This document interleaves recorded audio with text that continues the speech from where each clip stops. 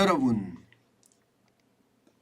수출 기업이 어렵다는 이야기는 수출 적자가 계속되고 있으니까 아마 모두들 이해하고 계실 거예요. 그런데 이제는요, 내수 기업까지도 위기가 점점 커지고 있다. 지금 이런 전망이 시장에서 지표로 표출이 됐습니다. 지금까지는 그나마 내수는 괜찮다 뭐 이렇게 이야기를 해오면서 주식시장 계속해서 떴거든요. 그런데 이게 수출에 이어서 내수 기업까지 어려워진다 하는 지표, 여러분 이거 한번 보세요.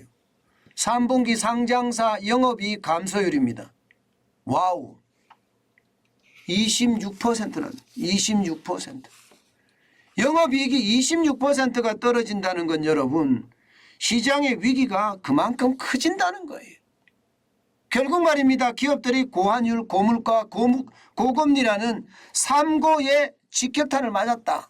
뭐 이런 얘기가 저는 틀리지 않습니다. 저는 고환율, 고물가, 고금리 여기에다가 하나 더 있다고 생각을 해요. 고인건비. 뭐 하나 더 해도 됩니다. 강성노조 뭐 이런 것도 포함해도 됩니다.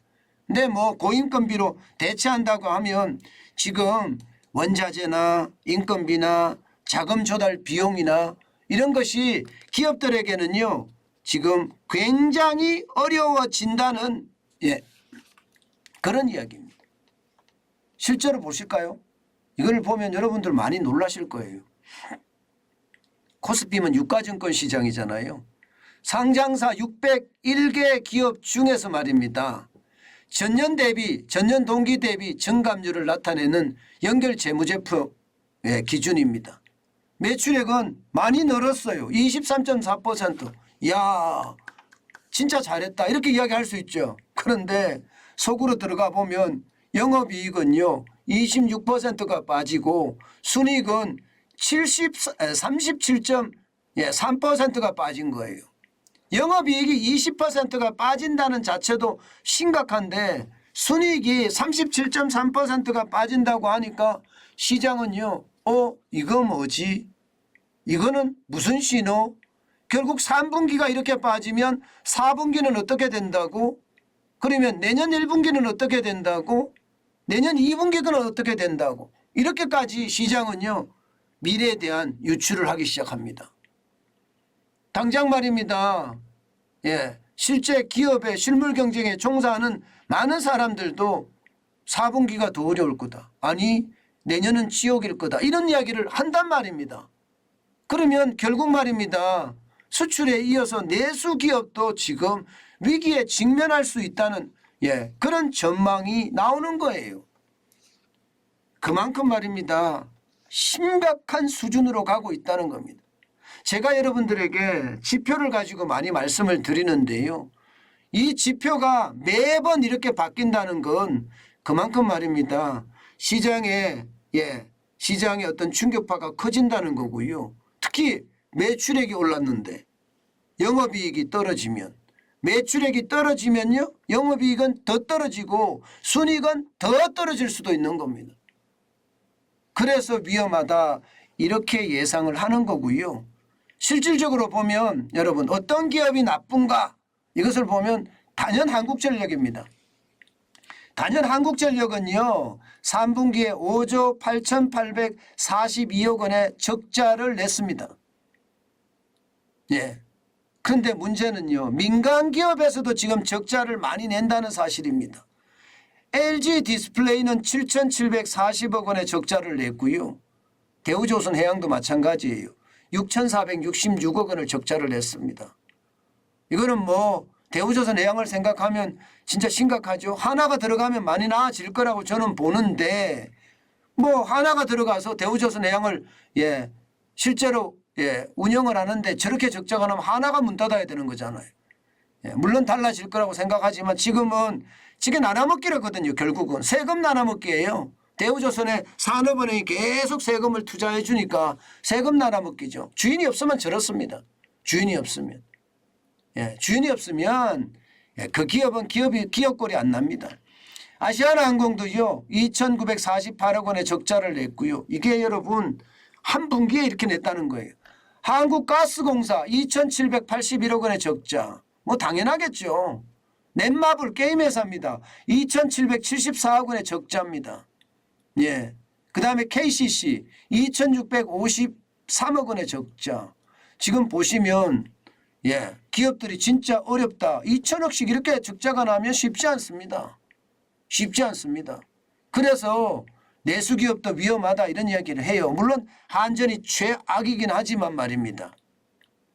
실제로 지표에 보면 여러분 10% 이상 추락한 어닝 쇼크를 기록하는 거 있잖아요. 10% 이상 추락하면 어닝 쇼크 실적 충격이라고 하거든요. 상장 기업 비중이요. 10개 중에 3개입니다. 31.6%입니다.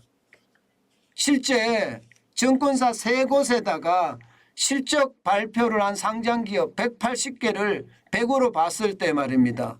전망치보다 낮은 기업이 87개였고요. 10% 이상 하락한 기업이 57개였습니다.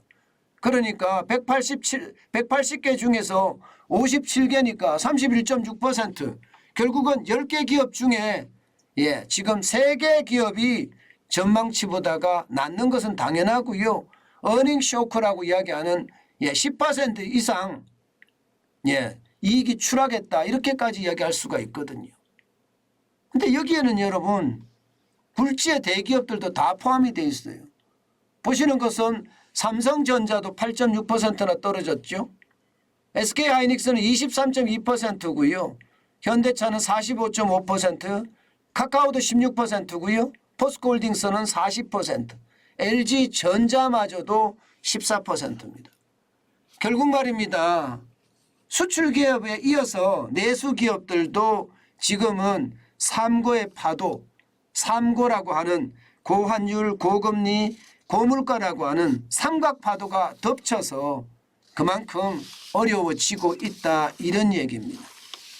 여러분 제일 심각한 것은 철강이나 화학이나 섬유라고 하는 대한민국의 경제 버팀목들도 흔들흔들 된다는 거예요. 그게 더 큰 문제입니다.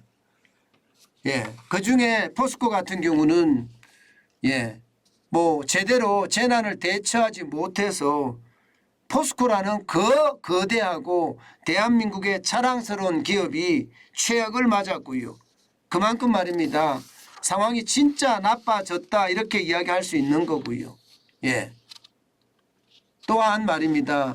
LG나 삼성 같은 굴지의 그룹들도 이렇게 어려워진다는 것을 보면 말입니다. 결국 지금 대한민국도 굉장히 어려워지는 그런 상황으로 점점 가고 있다예요. 제가 앞으로 더 어렵다 이런 말씀을 드렸는데 4분기는 당연히 어렵다고 기업에서 이야기하는 거고요. 내년은 지옥이 될 수도 있다고 이야기하는 것도 기업에서 이야기하는 겁니다. 특히 내년 상반기가 굉장히 어렵다고 이야기하는데 이 부분에 우리는 어떻게 할 것인가 아마 고민이 많아질 것으로 그렇게 생각이 됩니다.